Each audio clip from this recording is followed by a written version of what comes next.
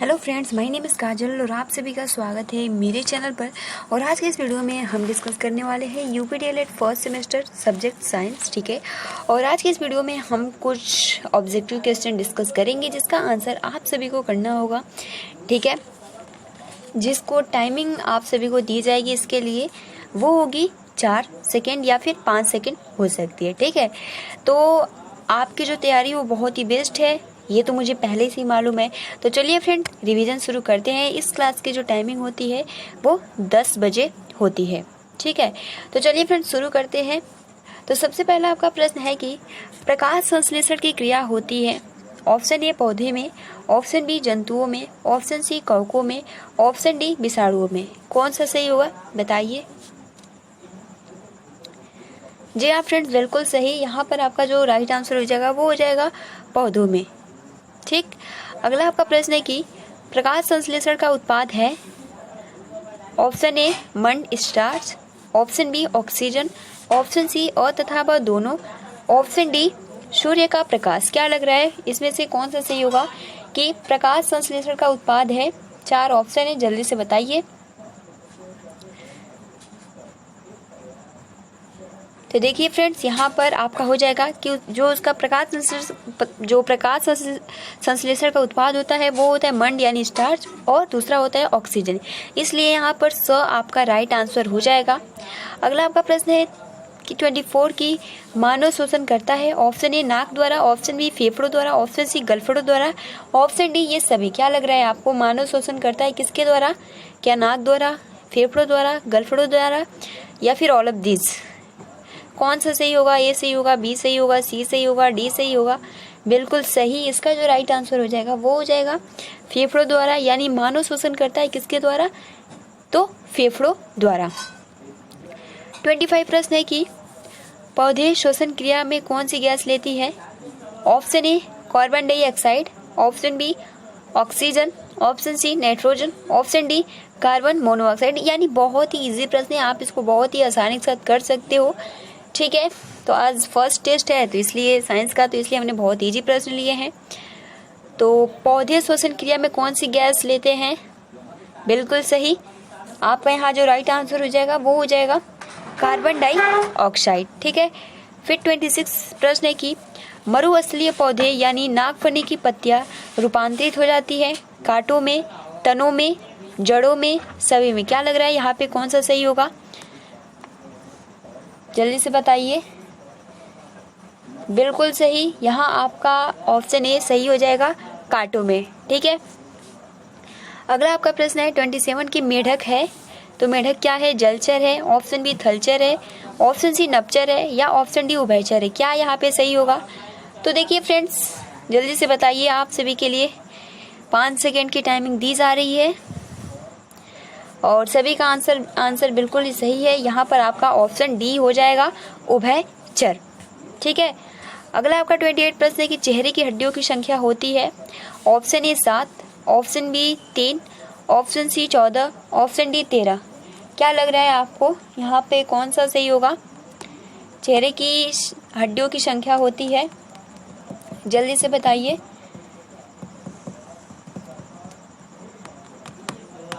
तो बिल्कुल सही, यहाँ पे आपका जो हो जाएगा वो हो जाएगा 14। ठीक है, 14 यहाँ पे सही आंसर होगा।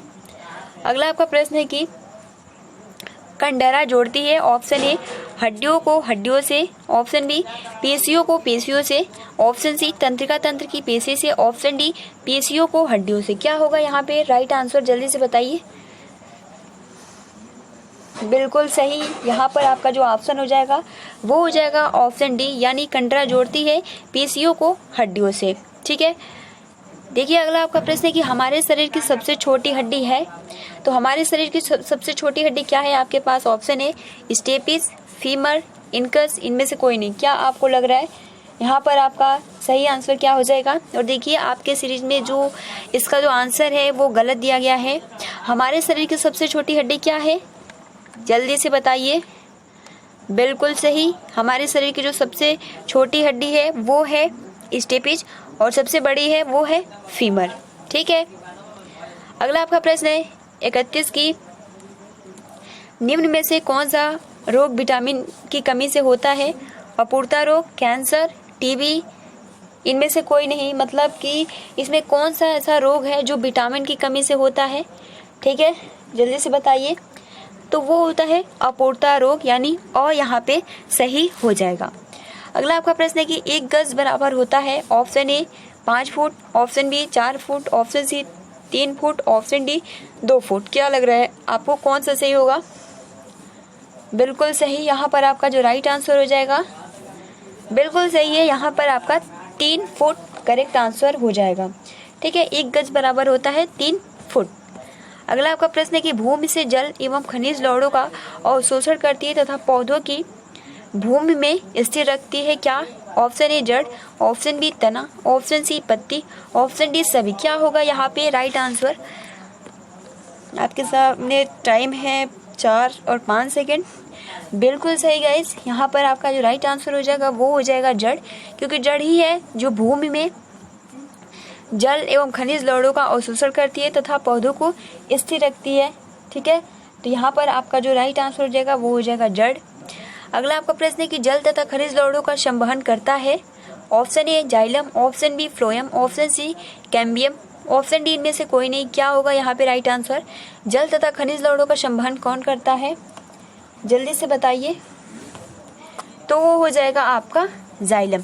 ठीक है, और यहाँ पे करेक्ट आंसर हो जाएगा। अब देखिए अगला आपका प्रश्न है कि भोज्य पदार्थों का संवहन करता है। Option A xylem, option B phloem, option C cambium, option D ये सभी। क्या होगा यहाँ पर आपका आंसर कि भोज्य पदार्थों का संवहन करता है? जल्दी से बताइए। बिल्कुल सही, यहाँ पर आपका राइट आंसर हो जाएगा बी। ठीक है, अगला आपका प्रश्न है कि पौध प्रथम जो कि पत्तियों का रूपांतरण है होता है पाया जाता है मटर में, सरसों में, नीम में, मक्का में। कौन सा सही होगा? बिल्कुल सही, मटर। हमने डिस्कस भी किया था परसों। ठीक है, क्योंकि जो लेसन 2 था उसमें हमने बहुत ही अच्छे से डिस्कस किया था पत्तियों का रूपांतरण में। और आप देख सकते हो इस तरीके से मैंने आप सभी से बोला भी था कि केवल अगर आप एग्जाम्पल याद कर लेते हो तो आप आसानी से किसी भी क्वेश्चन का आंसर कर सकते हो। ठीक है, अगला आपका प्रश्न है कि वे पौधे जो मरुस्थल में उगते हैं कहे जाते हैं। Option A xerophyte, option B epiphyte, option C hydrophyte, इनमें से कोई नहीं। क्या होगा यहाँ पर करेक्ट आंसर कि वो कौन से पौधे हैं जो मरुस्थल में उगते हैं तो क्या कहे जाते हैं? Option A, option B, option C, option D. तो देखिए जो मरुस्थल में पौधे उगते हैं उनको जीरोफाइट कहा जाता है। अगला आपका प्रश्न है कि जड़ों के प्रकार है। ऑप्शन ए मूसला जड़, ऑप्शन बी अपस्थानिक जड़, ऑप्शन सी दोनों, ऑप्शन डी इनमें से कोई नहीं। कौन सा सही होगा? तो देखिए जड़ों के प्रकार हैं तो जैसे कि हमने कल ही डिस्कस किया था। ठीक है, तो यहाँ पर आपका जो हो जाएगा वो हो जाएगा दोनों, मूसला जड़ और अपस्थानिक जड़। अपस्थानिक जड़ को झकड़ा जड़ भी कहा जाता है। मूसला जड़ क्या होता है और अपस्थानिक जड़ क्या होता है हमने बहुत ही अच्छे से डिस्कस किया था। ठीक है, जो ये आपका पौधों का भाग होता है। ठीक है, अब यहाँ बताऊँ तो बहुत ज़्यादा टाइम लगेगा। ये पूरा आपका मूसला जड़ होता है। ठीक है, और अपस्थानिक जड़ होता है जिसे झकड़ा जड़ भी कहा जाता है, जिसकी जो रचना होती है बहुत ही पास से होती है, बिल्कुल ऐसे। और जो मूसला जड़ होती है वो उसकी जो चित्र होता है वो दूर होता है। ठीक है, अब देखिए 39 आपका प्रश्न की पौधों की कोशिका भित्ति बनी होती है। ऑप्शन ए सेलुलोज से, ऑप्शन बी काइटिन से, ऑप्शन सी दोनों से, ऑप्शन डी में से कोई नहीं। क्या होगा यहाँ पे राइट आंसर?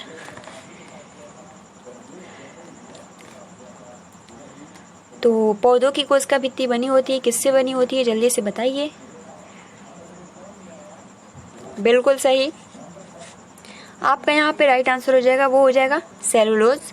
आप सभी की तैयारी बहुत ही अच्छी है। ठीक है, अगला आपका प्रश्न है कि सजीवों तथा निर्जीवों के बीच की कड़ी को कहते हैं जीवाणु, विषाणु यानी वायरस, लाइकेन, कवक। क्या होगा? सजीव तथा निर्जीव के बीच की कड़ी को क्या बोलते हैं? तो वो बोलते हैं विषाणु यानी वायरस। बिल्कुल सही आप सभी को आंसर है। अगला आपका प्रश्न है कि पौधों में उत्तेजनशीलता का प्रदर्शन स्पष्ट दिखाई देता है। ऑप्शन ए आम में, ऑप्शन बी छुई मुई में, ऑप्शन सी नीम में, ऑप्शन डी अदरक में। क्या होगा यहाँ पे राइट आंसर? जल्दी से बताइए। बिल्कुल सही, पौधों में उत्तेजनशीलता का प्रदर्शन स्पष्ट दिखाई देता है, वो होता है छुई मुई में। बिल्कुल सही, आप सभी का आंसर बिल्कुल सही है। अगला आपका प्रश्न है कि विटामिन शब्द का सर्वप्रथम प्रयोग किसने किया था? ऑप्शन ए फंक ने या फंक भी आपने देखा होगा, हॉपकिंस ने, लूनिन ने, इनमें से कोई नहीं। क्या होगा यहाँ पे? 4 आपके सामने ऑप्शन है, जल्दी से बताइए गाइस। तो आप सभी का आंसर बिल्कुल सही है कि विटामिन शब्द का सर्वप्रथम प्रयोग किसने किया है? तो फंक ने। अगला आपका प्रश्न है कि निम्न में से कौन सा रोग पॉलिश किए हुए चावल को खाने से होता है? पेलाग्रा, अतिसार, बेरी बेरी, घेंघा। क्या होगा? Option A, option B, option C, option D. यहाँ पे कौन सा की रोग हो जाता है जो पॉलिश किए हुए अगर हम चावल खाते हैं? तो इन चारों ऑप्शन में से कौन सा रोग होता है? जल्दी से बताइए गाइस। तो देखिए, बेरी बेरी आप सभी को पता है विटामिन जो बी होता है उसकी कमी से बेरी बेरी का रोग होता है। ठीक है, तो यहाँ पर आपका जो राइट आंसर हो जाएगा वो हो जाएगा स, बेरी बेरी। ठीक है, ऑप्शन यहाँ पे सी हो जाएगा। अगला आपका प्रश्न है कि निम्न में से कौन जल में घुलनशील विटामिन है? Vitamin A B, vitamin B C, vitamin A D E K, इनमें से कोई नहीं। क्या लग रहा है आपको कौन सा सही होगा? तो देखिए फ्रेंड्स, आपका जो सी होता है और बी होता है, सबसे ज़्यादा सी जल में घुलनशील होता है। ठीक है, तो यहाँ पर आपका जो राइट आंसर हो जाएगा वो हो जाएगा विटामिन बी और सी। ठीक है, ठीक है, लेकिन मुझे लगता है ना कि यहाँ ज़्यादातर आपका जो ऑप्शन हो जाएगा, यहाँ तो आपका ऑप्शन विटामिन सी होगा। ठीक है, क्योंकि जो जल में घुलनशील होता है वो आपका विटामिन सी ही होता है। ठीक, अब देखिए अगला जो है कि इनमें से कौन सा वसा घुलनशील में विटामिन है? ठीक है, विटामिन ए डी ई के। ठीक है, उसके बाद आपका है vitamin B C, vitamin D K, और इनमें से कोई नहीं। तो देखिए, वो जल में घुलनशील है और ये वसा में घुलनशील कौन है? क्या यहाँ पे राइट आंसर हो जाएगा? तो वो आपका हो जाएगा विटामिन ए डी ई ए के। तो ये डिफरेंट है कुछ, जो जल में घुलनशील होता है वो सी, और यहाँ पे आपका वसा में घुलनशील ए डी ई के हो जाता है। अगला आपका प्रश्न है कि स्कर्वी रोग की पहचान है? मसूड़ों से रक्तस्राव, हाथ का फूलना, रुधिर छिड़ता, इनमें से कोई नहीं। क्या यहाँ पे राइट आंसर होगा? जल्दी से बताइए गाइस। तो यहाँ पर आपका जो राइट आंसर हो जाएगा वो हो जाएगा ऑप्शन, बिल्कुल सही, ऑप्शन ए। ठीक है, मसूड़ों से रक्तस्राव, ऑप्शन ए यहाँ पे करेक्ट आंसर हो जाएगा। अगला 47 आपका प्रश्न है कि मैरेस्मस तथा क्वासी और कर रोग किसकी कमी से होता है? Option A vitamin, option B protein, option C lipid, option D इनमें से कोई नहीं। क्या लग रहा है आपको यहाँ पे कौन सा सही आंसर होगा? तो देखिए, मैरेस्मस तथा क्वाशी और कर रोग जो होता है वो प्रोटीन की कमी से होता है। ठीक है, प्रोटीन में आप सभी को पता है एग आ जाता है, मिल्क आ जाता है। अगला आपका प्रश्न है कि रक्त दाब मापा जाता है, किससे मापा जाता है? Option A spirometer, option B anemometer, option C ammeter, option D sphygmometer. क्या होगा यहाँ पे right answer?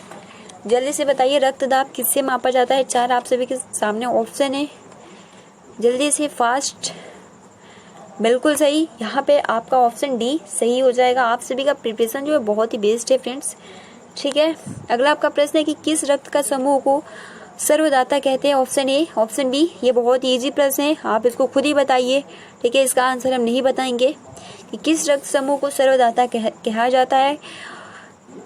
Group A, group B, group A B, group O किसको कहा जाता है? जल्दी से बताइए फ्रेंड्स। ठीक है, बहुत बढ़िया। अगला जो आपका प्रश्न है इसका आंसर मैं नहीं बताऊंगी क्योंकि बहुत इजी प्रश्न है। ठीक, और अगर आप सभी की रिक्वेस्ट हो तो चलिए मैं बता देती हूँ। ठीक है, वो है आपका ओ। ठीक, किस रक्त समूह को सर्वग्राही कहते हैं? Option A B, option A, option B, option D. कौन सा सही होगा? तो वो हो जाएगा सर्वग्राही हो, जो यहाँ पे हो जाएगा कि ऑप्शन ए बी, मतलब सभी से ग्रहण कर सकता है वो होता है ए बी, और सभी को दे सकता है वो होता है ओ। ठीक है, अगला आपका प्रश्न है कि हमारे शरीर की सबसे बड़ी हड्डी है तो कौन सा है? Stapes, femur, fibula, tibia. कौन सा सही होगा? जल्दी से बताइए। Option A, option B, option C, option D. ये तो मैंने पहले ही बता दिया था, सबसे छोटी स्टेपिस और सबसे बड़ी फीमर। तो यहाँ पर आपका ऑप्शन जो हो जाएगा वो हो जाएगा बी।